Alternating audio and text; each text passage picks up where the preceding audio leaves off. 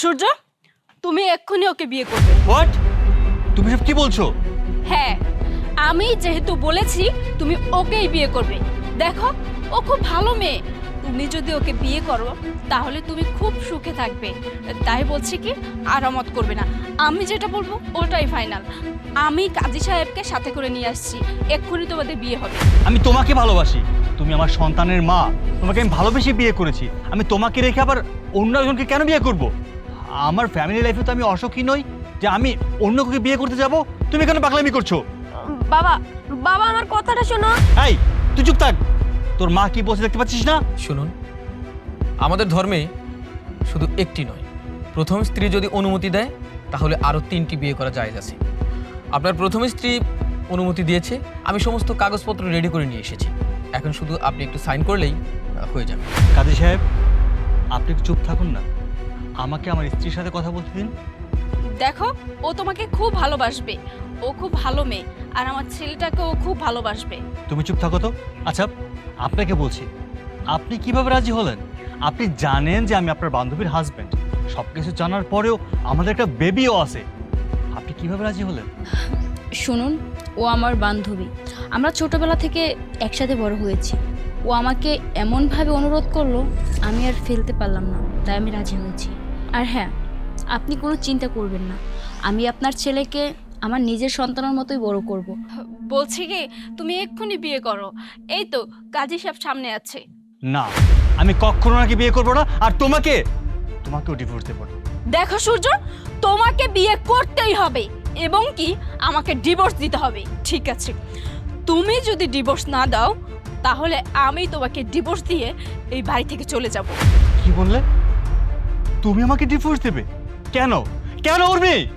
তোমাকে আমি ভালোবেসে বিয়ে করেছিলাম। তোমাকে কি দেইনি, কিসের অভাব রেখেছি আমি? তুমি আমাকে ডিভোর্স দিয়ে চলে যাবে? দেখো, আমি এত কিছু বুঝি না। আমি তোমাকে ডিভোর্স দিয়ে এই বাড়ি থেকে চলে যাব, কারণ তোমার সঙ্গে সংসার করতে আমার এখন আর মোটেও ভালো লাগে না। আমি অন্য একটা ছেলেকে ভালোবাসি, আর আমি তাকেই বিয়ে করতে চাই। উর্মি!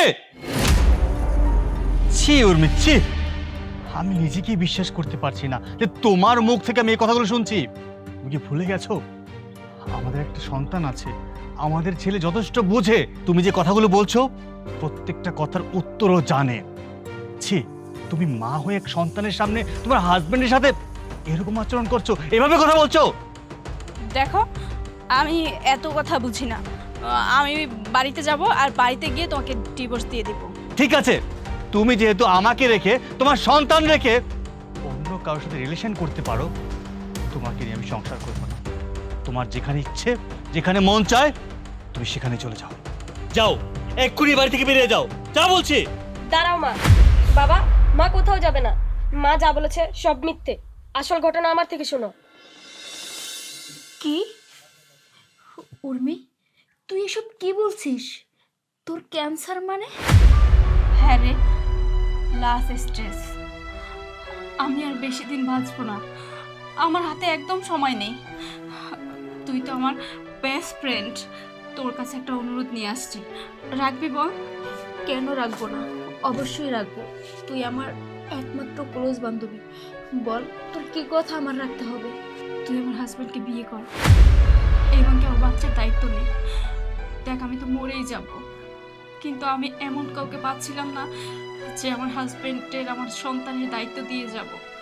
আমি চাই ওদেরকে তোর হাতে তুলে দিয়ে যেতে, যাতে মরার পরেও আমি বুঝি ওরা অনেক ভালো আছে। উর্মি, এটা আমি কিছুতেই পারবো না। আমি কিছুতেই তোর হাজবেন্ডকে আমি বিয়ে করতে পারবো না। এটা সম্ভব না। প্লিজ সাথী, না করবি না। দেখ, তুই যদি না করিস তাহলে আমি মরেও শান্তি পাবো না। প্লিজ রাজি হয়ে যা। প্লিজ, আর এমনভাবে বলিস না। আমি রাজি, তুই যা বলবি আমি তোর সব কথা শুনতে রাজি। কিন্তু আমার মনে হয় তোর হাজবেন্ড এটা কিছুতেই মেনে নেবে না। রাজি হবে। আমি এমনভাবে গল্প সাজাবো ও তোকে মেনে নিতে বাধ্য হবে। চল, এক্ষুনি চল, যা হবার আজকেই হবে। আর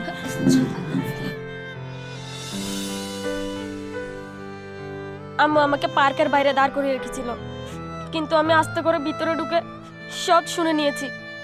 আম্মু এগুলো বলছিল। তুই কি করে পারলে এতটা পাষাণ হতে? কি করে তুমি আমাকে কথাগুলো বলতে পারলে? সব ভালোবাসা, সব মহানুভবতা আর সব উদারতাকে তুমি দেখাবে? আমরা কি কিচ্ছু দেখাতে পারি না? তুমি কি করছো একটাবার কি ভেবে দেখেছো? আমি তোমাকে মন প্রাণ দিয়ে ভালোবাসি। জীবনের শেষ নিঃশ্বাস পর্যন্ত আমি তোমার পাশে থাকবো। দেখো, আমার ক্যান্সার লাস্ট স্টেজ, আমি বেশি দিন বাঁচবো না। আর যদি তুমি চিকিৎসাও করো তাহলে তোমার সব কিছু বিক্রি করে দিতে হবে, এবং কি এই যে এই বাড়িটাও বিক্রি করে দিতে হবে।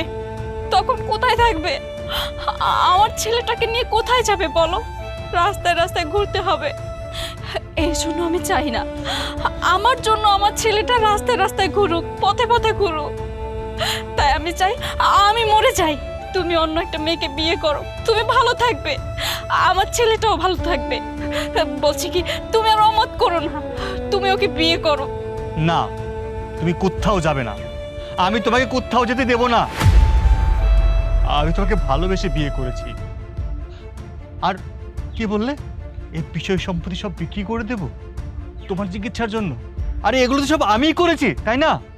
প্রয়োজন বোধহয় আমি প্রবাসে যাব, দিনরাত পরিশ্রম করব, যা কাজ আছে সব করব, কিন্তু আমার ভালোবাসার মানুষটাকে হারাতে পারবো না। আমার সব শেষ হয়ে যাক, আমার কোনো কষ্ট নেই, কোনো দুঃখ নেই। আবার করব, আবার কষ্ট করব, পরিশ্রম করব, আমার সব কিছু হবে। আমার ছেলের ভবিষ্যৎ নিয়ে তোমার চিন্তা করতে হবে না। শুধু তুমি এইটুকু বিশ্বাস রাখো, আমার দেহে প্রাণ থাকতে তোমার কিচ্ছু হতে দেব না আমি। আমার কিচ্ছু চাই না, আমার শুধু আমার মাকে চাই। বাবা, তুমি মায়ের চিকিৎসা করো। দেখলি উর্মি, তোকে আমি আগেই বলেছিলাম যে তোর হাজবেন্ড এই কথায় কিছুতেই রাজি হবে না। তুই আমার কোনো কথাই শুনলি না, অযথা তোর হাজবেন্ডের কাছে আমাকে ছোট বানালি। দেখ, তোর হাজবেন্ড তোকে কত ভালোবাসে। একদম ঠিক কথা। আপনার স্বামী আপনাকে অনেক ভালোবাসে, এটা তারই প্রমাণ। দেখুন, আপনার স্বামী বিয়ে করতে চাচ্ছে না। আপনি এত বেশি অসুস্থ, আপনি ভাবছেন আপনি মারা যাবেন। কিন্তু দেখুন, হায়াত, মৌত, রিজক, দৌলত এই সবগুলো আল্লাহর হাতে। আল্লাহ যখন যাকে মৃত্যু দিবে তার মরণ হবে। আপনি বললেন আর আপনি মরে যাবেন, এটা হয়। তাই বলি কি, স্বামী সন্তান নিয়ে সুখী জীবন যাপন করুন। উর্মি, অযথার কথা না বাড়িয়ে ভাইয়াকে নিয়ে বাসায় যাও। ভাইয়া, আমরা আসি। কাজ শেষ, চলুন আমরা যাই। আসসালামু আলাইকুম।